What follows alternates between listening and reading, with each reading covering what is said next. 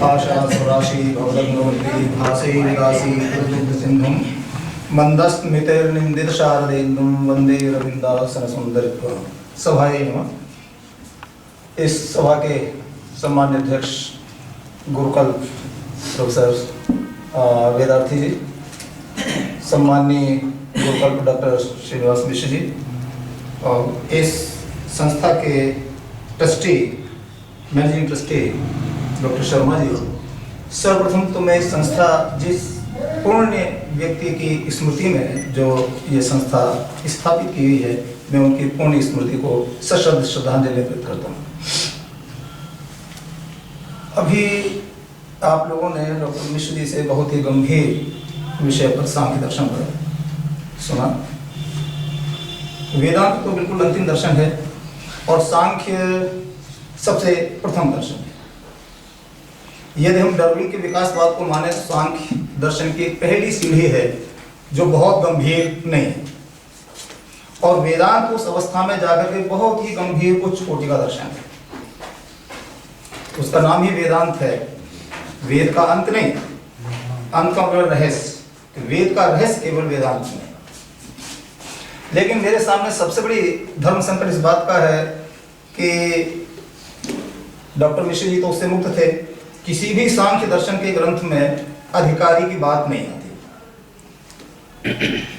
अनुबंध चतुष्टय की बात वहां नहीं आती। लेकिन वेदांत में तो सबसे पहले अनुबंध चतुष्टय की बात आ जाती है। भाई अधिकारी हैं तो आप उनको भाषण दीजिए, अधिकारी नहीं है तो मत बताइए। और निस्संदेह मैं कह सकता हूँ ना मैं अधिकारी हूँ ना आप लोग अधिकारी हैं वेदांत सुनने के, वेदांत विद्या पढ़ने के। तो अब ये अनधिकृत चेष्टा मैं भी कर रहा हूँ और आप भी कर रहे हैं, दोनों समान रूप से दोषी हैं। बिल्कुल दोनों लोग कर रहे हैं। श्रोता के लिए देखिए, वेदांत विद्या का अधिकारी है। अधिकारी तो विधिवत अधीत वेद वेदांगत्वेन अधिगतोऽखिल वेदार्थोऽस्मिन् जन्मनि जन्मान्तरे वा निषिद्ध वर्जन प्रस्तरं कामि निषिद्ध वर्जन प्रस्तरं नित्य नैमित्तिक प्रायश्चित्तोपासना अनुष्ठानेन निर्गत निखिल कल्मषतया नितांत निर्मल स्वान्तः साधन चतुष्टय संपन्न प्रमाता। इतनी लंबी चौड़ी परिभाषा दी है ना। आपने वेद पढ़ा, वेदांत तो पढ़ा दूर रहा, वेद वेदांत, और ये नहीं केवल अधीत वेद वेदांगत्वेन, ये देखिए तृतीया है। तो वेद वेदांगों का अध्ययन करने के कारण वेद वेदांगत्वेन अधिगत वेदार्थ, जिन्होंने संपूर्ण वेद के अर्थ को जान लिया हो, ये सबसे पहली परिभाषा। कह रहे हैं कि इस जन्म में नहीं तो जन्मांतरे वा, इस जन्म में नहीं पहले जन्म में पढ़ लिया हो आपने तो उसके संस्कार होंगे। फिर काम्य निषिद्ध वर्जन पुरस्कारम, काम्य कर्म और निषिद्ध कर्म दोनों कर्मों को आपने छोड़ दिया हो। ये नहीं हम सब काम्य कर्म करते हैं और निषिद्ध कर्म भी करते हैं, तो ये भी काम नहीं किया हमने। काम्य निषिद्ध वर्जन पुरस्कारम नित्य नैमित्तिक प्रायश्चित उपासना अनुष्ठान, इनमें से हम थोड़े से कुछ कभी कभी कर्म करते हैं, प्रायश्चित नहीं करते। तो उन सबके करने के कारण हमारा हृदय नितांत निर्मल हो गया हो, तो हम सभी राग द्वेष से परिपूर्ण है, नितांत निर्मल हो ही नहीं सकते। तो वेदांत पढ़ने के हम अधिकारी हैं ही नहीं। लेकिन इसके बावजूद भी वेदांत पर बात करेंगे। तो वेदांत शब्द का सबसे पहले तो अर्थ है कि वेदा नाम रहस्य, वेद का रहस्य। देखिए जिस तरह से सांख्य दर्शन के प्रणेता महर्षि कपिल वैदिक ऋषि थे, और वैदिक ऋषि होने के बावजूद भी सांख्य दर्शन निरीश्वरवादी सिद्धांत हो गया। ईश्वर कृष्ण, जिनमें ईश्वर और कृष्ण दोनों मौजूद थे, उन्होंने कहीं ईश्वर की बात नहीं कही सांख्य दर्शन में, प्रतियोगी। वेदांत ने ये समझा कि भाई ये सब वैदिक परंपरा से अलग अलग हो गए हैं। सांख्य ने तो वेद की निंदा भी कर दी पहली कारिका में, कहा भाई अगर आप ऐसा करेंगे तो दुख की निवृत्ति तो वेद पढ़ने से तो होगी नहीं, वैदिक कर्म कांड से भी नहीं होगी, क्यों उसमें भी उन्होंने हिंसा की बात कह दी। तो मुझे लगता है कि सांख्य दर्शन के ऋषि ने ये जो बात कही वो बड़ी प्राइमरी, उस जमाने में जो वेद के नाम पर हिंसा प्रचलित थी, सिर्फ उतने तक अपने को सीमित रखा और वो स्वयं वेद का अर्थ नहीं जान पाए महर्षि कपिल, ऐसा प्रतीत होता है। तो इन सब दृष्टियों को देख करके दर्शन में गहन अध्ययन प्रारंभ हुआ, और इसलिए वेदांत का जो परिभाषा दी गई बाद में चल करके, वेदांतो नामोपनिषद प्रमाणम, कि जिसमें उपनिषदों को प्रमाण मान करके चला जाता हो, उसे वेदांत है। और ये हम सब जानते हैं कि हमारे जो वैदिक संहिताएं हैं उन वैदिक संहिताओं का कर्मकांड पर भाष्य ब्राह्मण भाष है, और आरण्यक और उपनिषद ये ज्ञान कांड कहलाते हैं। तो हमारे वेद की जो संपूर्ण ज्ञान के रूप में, ज्ञान कांड के रूप में जो समन्वय होता है वो हमारा आरण्यक और उपनिषदों में जाकर के होता है। इसलिए वो उपनिषद जो है वह वास्तव में वेदांत के मूल हैं, जहां पर वैदिक ऋषियों ने उन वैदिक संहिताओं में निहित सार्वभौम तत्वों का अवलोकन किया। वो थे हमारे औपनिषदिक ऋषि, और वहां से हमारे वेदांत प्रारंभ होता है। उन उपनिषद प्रणेताओं ने भी या उपनिषद के दृष्टा ऋषियों ने भी अपनी सारी सामग्री वेद से ली, क्योंकि हम वेद को छोड़ करके तो चल ही नहीं सकते कहीं भी। हमारी समूची जो भारतीय मनीषा है वो वेद को प्रमाण मान करके चलती है। यहाँ तक कि जहाँ स्मृति बात का जो धर्मशास्त्र है वहां भी श्रुति स्मृति और विरोध हेतु श्रुतरेव बलियसी, कि जहाँ श्रुति और स्मृति में भी धर्मशास्त्र में अगर विरोध होता है तो पहले स्मृति को मानिए। श्रुतेरिवार्थम स्मृतिरनुगच्छत्, स्मृतियां धर्मशास्त्र केवल श्रुति का ही अनुगमन करती हैं, इसलिए वेद को तो हमें मानना ही मानना है। तो वेदांत वेद को परम प्रामाणिक मान करके चलता है। अब इसमें दो चीजें आती हैं कि सबसे पहले हम ये देखते हैं कि जो वेदांत है वास्तव में हमारे संपूर्ण दर्शन का एक निचोड़ है। भारतीय दर्शन जितना भी है उसका संपूर्ण निचोड़ वेदांत के रूप में हमारे सामने आता है। और ये केवल ज्ञान नहीं है बल्कि ज्ञान और व्यवहार इन दोनों का सुंदर समन्वय है वेदांत। कि केवल हमने किसी चीज को जान लिया और उसे जानने के बाद हम मुक्त हो गए, वेदांत ये बिल्कुल नहीं कहता। वेदांत कहता है कि हम अपने व्यवहार में क्या लाते हैं। इसलिए वेदांत दर्शन ज्ञान और व्यवहार इन दोनों का समन्वित रूप प्रस्तुत करता है। शुरुआत करते हैं हम लोग सबसे पहले इस संसार की। जानते हैं कि शंकराचार्य ने कहा ब्रह्म सत्यम जगत मिथ्या जीवो ब्रह्मैव नाम, कि ब्रह्म सत्य है जगत मिथ्या है। कैसे? इसके लिए एक सामान दिया कि जितना भी हम संसार को देखते हैं इस संसार में प्रत्येक वस्तु नष्ट हो जाने वाली है। इसको न्याय दर्शन में जाकर कहेंगे भाई परिवर्तित हो जाती है, नष्ट तो कोई चीज हो ही नहीं सकती कभी किसी तरह से, ये बात अलग है। लेकिन उसका जो व्यावहारिक रूप है वो नष्ट हो जाने वाला है। तो इसलिए जो सारा संसार है वो सारा संसार अनित्य है। तो फिर नित्य क्या चीज है? कहते हैं नित्य है ब्रह्म। ऋग्वेद से उन्होंने सीधा मंत्र लिया, एकम सद विप्राह बहुधा वदन्ति, कि एक तत्व है वही है सत। सांख्य दर्शन जहां दो तत्व मान करके फिर 25 तत्वों की परिकल्पना करता था, उसकी स्थिति ऐसी थी जैसे मानो हम लोग जहां जहां बहुदेववाद की स्थिति है कि कभी इस देवता के पास जाएं, कभी उस देवता के पास जाएं, कभी कुछ करें, वहां सांख्य की भी स्थिति ये थी भाई पहले दो तत्व हैं, फिर इतने तत्व हैं, फिर ये तत्व हैं, ये सब नहीं। तत्व जिसको हम कहेंगे वो तत्व तो केवल एक है, और उसको दिया उन्होंने नाम ब्रह्म। उस ब्रह्म को आत्मा और ब्रह्म पुरुष तीनों शब्द पर्यायवाची हैं वेदांत में। एक है अयम आत्मा ब्रह्म, ये आत्मा ब्रह्म है। एष यह दृश्यते पुरुषः स एव ब्रह्म, कि जो पुरुष है वहां पुरुष का अर्थ है पूरी शेते, पूरी शरीरे, शरीरे यह शेते अर्थात आत्मा, जिसके बल पर आत्मा निवास करता है। तो जीव के रूप में जहां आत्मा शरीर में निवास करती है वह आत्मा शरीर में निवास करते समय जीव है, और उस शरीर से अलग जब हट जाता है तो हम उसको आत्मा कहते हैं, और वही उसका ब्रह्म का रूप है।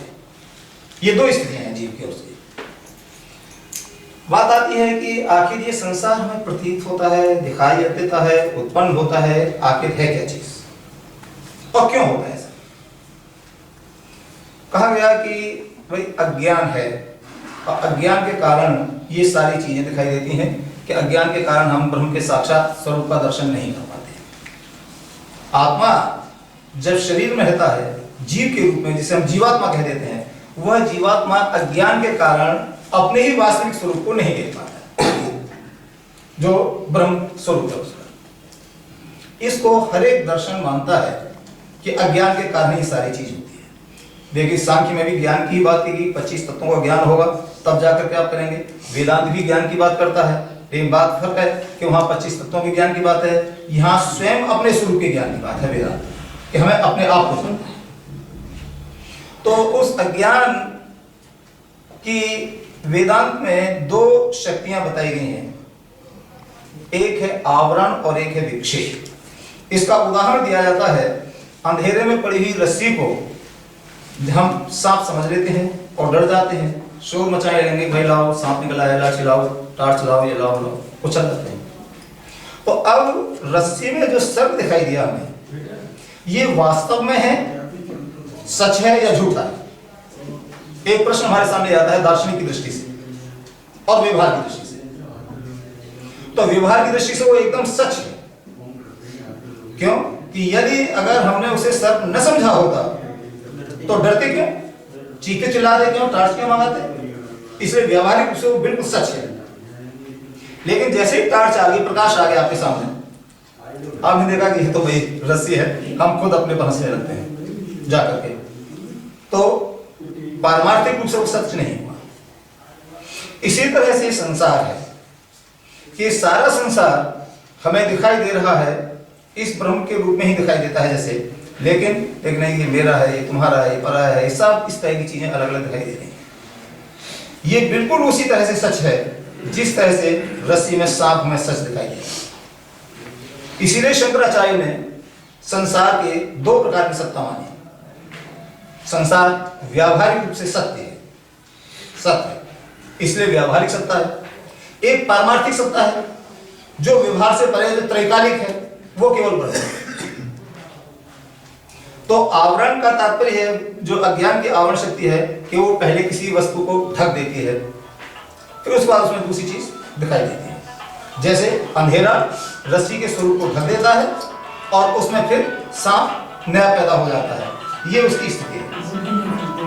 लेकिन इसके साथ साथ आगे मतलब मैंने भी स्विच ऑफ कर दिया है, तो अज्ञान के कारण हमें उस ब्रह्म में ही, क्योंकि हम अज्ञान के कारण उस ब्रह्म के साक्षात स्वरूप का दर्शन नहीं कर पाते, इसलिए उस ब्रह्म में हमें इस जगत की सत्ता प्रतीत होती है। ये संसार जो है बिल्कुल उस ब्रह्म का एक प्रतिबिंब मात्र है। जिस तरह से सूर्य का प्रतिबिंब अगर घड़े में अगर हजारों घड़े रख दिया जाए, पानी भर दिया जाए, शीशे रख दिया जाए, हर एक में उसका प्रतिबिंब पड़ेगा। इसी तरह से संसार का प्रत्येक प्राणी उसमें उस ब्रह्म का प्रतिबिंब पड़ रहा है और उसी के कारण वो चैतन्य है। सांख्य में बहुत पुरुष माने थे कि एक मरने पर सब मर जाएंगे, लेकिन नहीं, एक घड़ा तोड़ दीजिए सारे घड़े नहीं टूटेंगे, और जिस एक घड़े को तोड़ेंगे उसमें ब्रह्म का प्रतिबिंब नहीं दिखाई, उसका सूरज का प्रतिबिंब दिखाई नहीं देगा, बाकी और जो रखे हुए हैं उनमें तो दिखाई देगा। ठीक इसी तरह संसार में जितने अलग अलग जीव हैं, उन अलग अलग जीवों में अलग अलग प्रतिबिंब दिखाई देता है। और जब हमारा ये अज्ञान रूपी जो शरीर है ये नष्ट हो जाता है तो उसमें प्रतिबिंब समाप्त हो गया, या कहिए जब प्रतिबिंब समाप्त हो गया तो उसमें से, उस शरीर में से चैतन्य निकल गया, और चैतन्य निकल गया तो मर गया। ये हमारे संसार की स्थिति है। इसके अतिरिक्त अगर आप आगे चल करके देखते हैं कि संसार भौतिक सृष्टि कैसे होती है, तो भौतिक सृष्टि के लिए उसमें माना गया है कि भाई 5 मूल रूप से इस सृष्टि के तत्व हैं, पृथ्वी, जल, तेज, वायु और आकाश। इनकी उत्पत्ति भी उस ब्रह्म से ही होती है, जो डॉक्टर साहब ने बताया था पहले, जैसे मन, बुद्धि, अहंकार, इन 3 के रूप में सूक्ष्म शरीर पैदा होता है। मन, बुद्धि, अहंकार, इसको हम अंतःकरण कहते हैं। अंतःकरण शब्द का तात्पर्य अंतः, आंतरिक, और करण मींस इंद्रिय, अर्थात जो आंतरिक इंद्रिय हैं वो है मन, बुद्धि, अहंकार। ज्ञानेंद्रिय हम सबको दिखाई देती हैं, कर्मेंद्रिय सबको दिखाई देती हैं, लेकिन मन, बुद्धि, अहंकार किसी को दिखाई नहीं देता, वो अंदर है, इसलिए उसको अंतःकरण कहते हैं। तो इसलिए वो अंतःकरण या चित्त जिसको हम कहते हैं, जो चेतनशील है, इसलिए उस सबसे पहले अंतःकरण की उत्पत्ति होती है। उस अंतःकरण के बाद मन, बुद्धि, अहंकार के बाद में फिर क्रमशः पंच तन मात्राएं आदि उसी तरह से उत्पन्न होती हैं। वो प्रक्रिया लगभग उसी तरह से है। लेकिन पंच महाभूत तक जब स्थिति आ जाती है तो पंच महाभूतों से फिर ये भौतिक सृष्टि जो उत्पन्न होती है उसको वेदांत में पंचीकरण का सिद्धांत नाम दिया गया। पंचीकरण, जैसे मान लीजिए ये पृथ्वी, ये जल, तेज, वायु और आकाश, ये 5 तत्व हो गए। इनके बारे में सीधा एक सिद्धांत दिया गया है कि जैसे पृथ्वी एक तत्व है, एक एक एक, ये सारे 5 हो गए अलग अलग। तो पार्थिव सृष्टि जब होगी तो उसका सिद्धांत है कि द्विधा विधाय चैकैकम चतुर्धा प्रथमम पुनः, कि पहले हर एक को आप 2-2 हिस्सों में बांट लीजिए। तो 1/2 पृथ्वी, 1/2 जल, 1/2 तेज, 1/2 वायु और 1/2 आकाश, ये आधा तो है। अब यदि पार्थिव सृष्टि की बात है तो पार्थिव सृष्टि 1/2 रही और बाकी चतुर्था प्रथम, इस 1/2 को फिर 1/4 में बांटे जाइएगा। तो जब 1/2 को 4 हिस्सों में बांटेंगे तो ये हो गया 1/8, 1/8, 1/8 और 1/8, और ये यहाँ 1/2 मिला दीजिए, इनको सबको जोड़ करके बराबर 1 आ जाएगा। इसका मतलब हुआ कि जिस सृष्टि इस एक में आधा भाग पृथ्वी का है, बाकी 1/8 भाग जल तेज वायु आकाश के, क्योंकि प्रत्येक सृष्टि का, इस सृष्टि का प्रत्येक भाग, प्रत्येक अंश वो पंच तत्वों से बना, हर एक में 5 चीजें मौजूद हैं। तो इसलिए इस एक में आधा पृथ्वी है, इसलिए ये पार्थिव सृष्टि कहलाएगी, पृथ्वी की सृष्टि होगी जिसमें पृथ्वी तत्व की प्रधानता है। यदि 1/2 जल है, बाकी सब 1/8 है, तो ये जलीय सृष्टि हो जाएगी। यदि तेज है, तेज में 1/2, बाकी सब 1/8 है, तो तेजस सृष्टि कहलाएगी। इसी तरह से वायु और आकाशीय सृष्टि भी कहलाती है। हर एक में 5 चीजें आ गई, पंच तत्व है।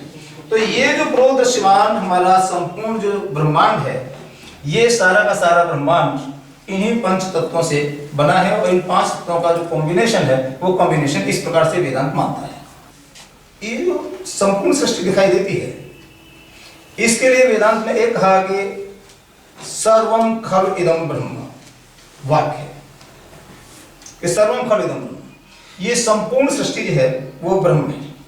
इदम जगत, उन्होंने कह दिया कि ब्रह्म किस तरह से और कैसे दिखाई देगी, उसके लिए उन्होंने उदाहरण दिया, एक समष्टि और एक व्यष्टि।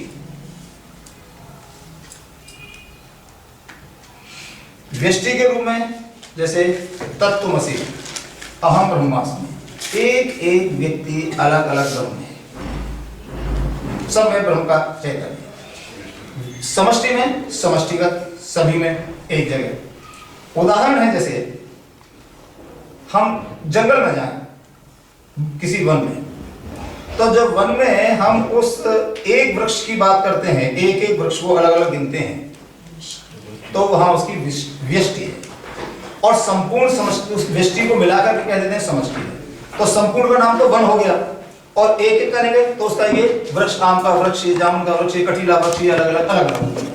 इसी तरह से जो हमारा दृश्यमान जो जगत है वो व्यष्टिगत जगत है। तो व्यष्टि भी समष्टि का ही एक अंग है, क्योंकि अनेक व्यष्टियों को मिलाकर के समष्टि बनती है, इसलिए व्यष्टि और समष्टि दोनों भेद नहीं है। वेदांत का यही प्रमुख लक्ष्य है कि अभेद स्थापित करना। जहां भेद दृष्टि होगी वहां वह वेदांत नहीं, वो कहता है अद्वैत एक ही। बस फर्क क्या है कि जीव व्यष्टिगत है, ब्रह्म समष्टिगत है। लेकिन जो व्यष्टि और समष्टि में, वन और वृक्ष में जो संबंध था, वही संबंध ब्रह्म और जीव में भी है, दोनों में कोई अंतर नहीं, अलग। बात आती है कि जब जीव ही ब्रह्म है तो जीव सुख दुख क्यों भोगता है, और फिर इसकी मुक्ति की जरूरत क्या पड़ी, वह स्वरूप है। तो उसके लिए कहते हैं वही अज्ञान के कारण।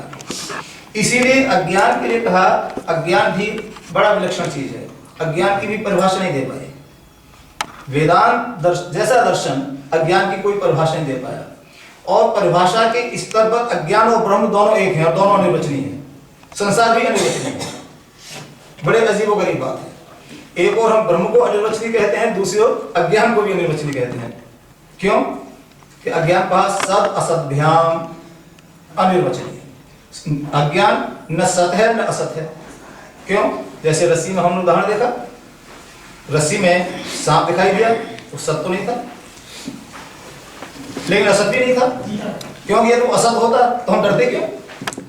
तो इसलिए रस्सी में जो सर्प दिखाई दिया वो न सत था न असत था। तो अज्ञान का स्वरूप न सत है न असत है। तो भाई फिर आप उसे कहेंगे क्या? जो न सत है न असत है, अनिर्वचनीय, नॉट टू बी डिफाइंड, कि ये इसको हम डेफिनेशन इसकी दे ही नहीं सकते। हाँ, एक जरूर कह सकते हैं कि क्या ज्ञान का अभाव अज्ञान है?